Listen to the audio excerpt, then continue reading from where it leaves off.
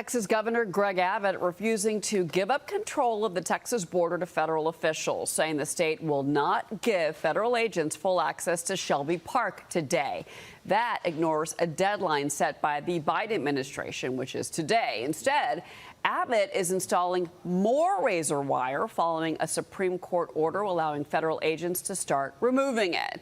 Texas now receiving support from 25 Republican governors, all backing Governor Abbott's border actions, blaming the Biden administration for the crisis. Former President Trump wants to take it one step further. He's now encouraging these states to deploy their National Guard troops to Texas to prevent illegal crossings. Trump's vowing that if he becomes president again, he's going to work with Abbott to seal the border, writing, quote, Biden says let in those should not get comfortable because they will be going home.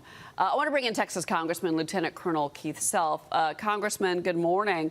Governor Kristi Noem already saying, yes, I would send National Guard troops. Is that something that you think that Texas is open to? And is that a move that needs to be made now?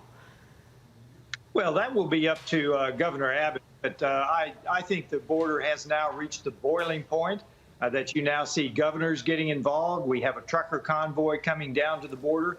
The American people are going to have to get involved. I'm delighted to see 25 governors support Governor Abbott.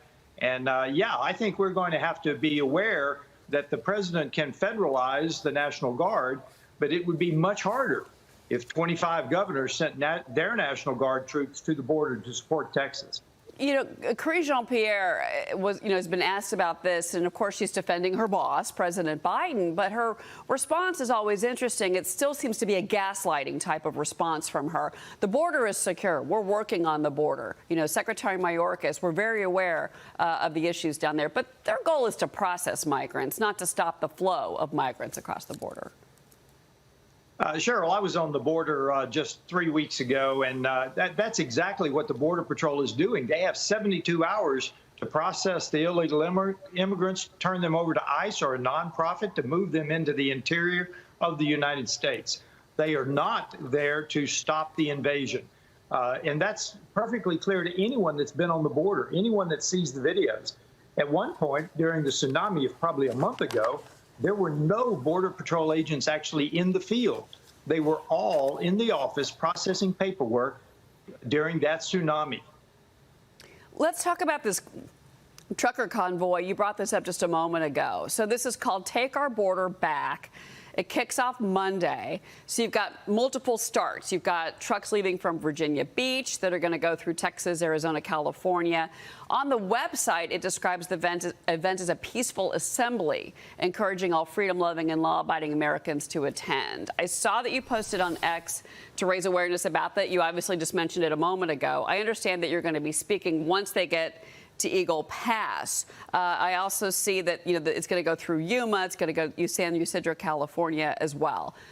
700,000 vehicles. That's the prediction here. How do you keep that peaceful and on track? That's a lot of trucks. Well, the people that have organized this are the same people that went from California to D.C. with the truckers. I understand we're going to be joined by Canadian truckers. So these people are committed to a peaceful demonstration that we've had enough. The American people have had enough. We're demanding that the Biden administration do its job, enforce the laws on the books, and secure our border. 8 million people during the Biden administration. That's more than the population of Ohio. This is the time for us to rise up as the American people and demand that our president do his job. Well, I hope, again, I do hope that envoy is peaceful and organized and doesn't kind of, you worry about large movements like this. I mean, obviously, the Canadian trucker convoy you just mentioned ended up creating a lot of issues and supply chain issues, of course, where the Business Network, I had to ask that. But I do want to bring in Carol Ross. She's got a question for you. Go ahead, Carol. Yeah, Congressman, I love the fact that people are standing up and using their voices peacefully. But we know that bad actors in the past have co-opted these types of events and done everything they can to make the peace-loving Americans look bad. Are you concerned that there might be some sort of co-opting of this convoy? That's always a probability, but you learn as you do these events. So they now know that that might have been in the past. So they've got measures in place to make sure that does not happen.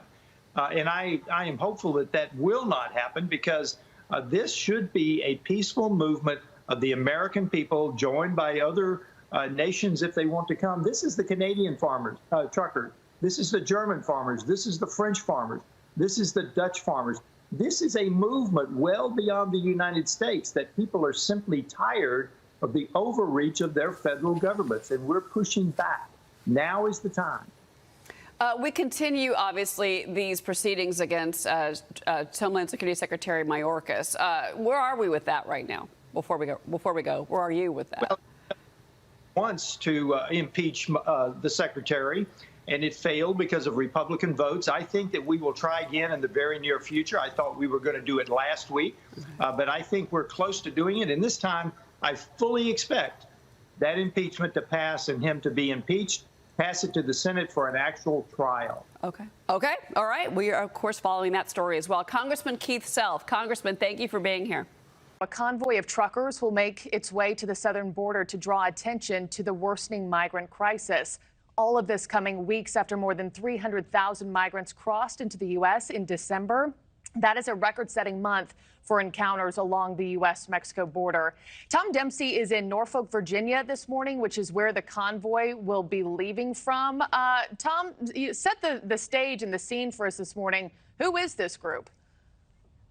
Yeah, well, it's describing this event, and the organizers are describing it as the Take Our Border Back Convoy, and they expect hundreds of people to be part of this. It's all starting here at this parking lot here in Norfolk, Virginia, in just about 2 hours. And like I said, they expect hundreds of people to be part of this as they get set to travel across the country, all to put the focus on the ongoing border crisis. So after meeting up here in Virginia later this morning, this group plans to make multiple stops, heading to Jacksonville, Florida, then Louisiana, then to some of the hot spots regarding migrant crossings, including Eagle Pass, Texas, Yuma, Arizona, and San Ysidro, California, where they plan to hold rallies this upcoming Saturday. This all comes ahead of a big week dealing with the border crisis issue.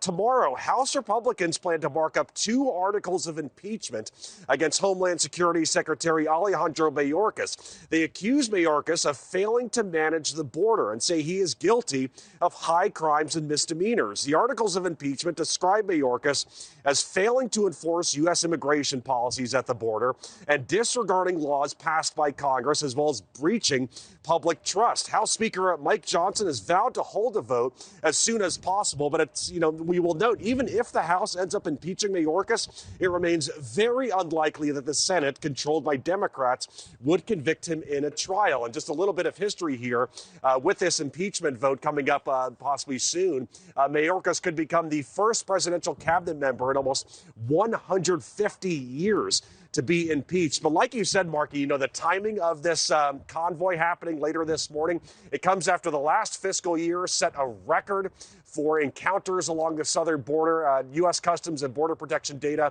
show that December set a monthly record for encounters along the border, with over 300,000 encounters recorded. Again, these organizers expect to kick things off in just about 2 hours from this parking lot here in Virginia, Marky. Thanks for watching, everybody. Go to joinnn.com to find News Nation on your television provider. Also, don't forget to click that red subscribe button below to get more of News Nation's fact-driven, unbiased coverage. Protest convoy headed to a southern border is calling itself an Army of God. In a highly charged and escalating situation, a trucker convoy, self-proclaimed as God's army and part of the Take Our Border Back movement, is gearing up to head towards the US-Mexico border. Positioned as a response to the alleged collaboration of globalists keeping US borders open, this convoy identifies itself with Christian nationalist overtones, drawing concerns from experts who see potential dangers in such rhetoric.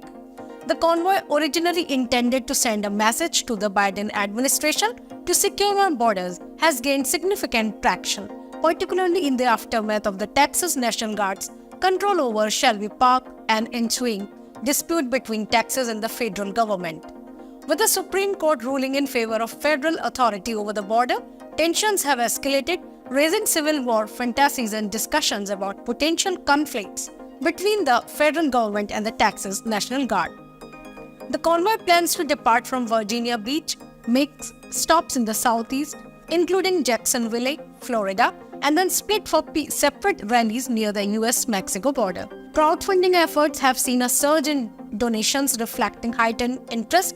Recent interviews with organizers, including Pete Chambers, a former military commander, and InfoWars' Alex Jones, have further fueled the fervor, with Jones stating there's a war literally happening now for America.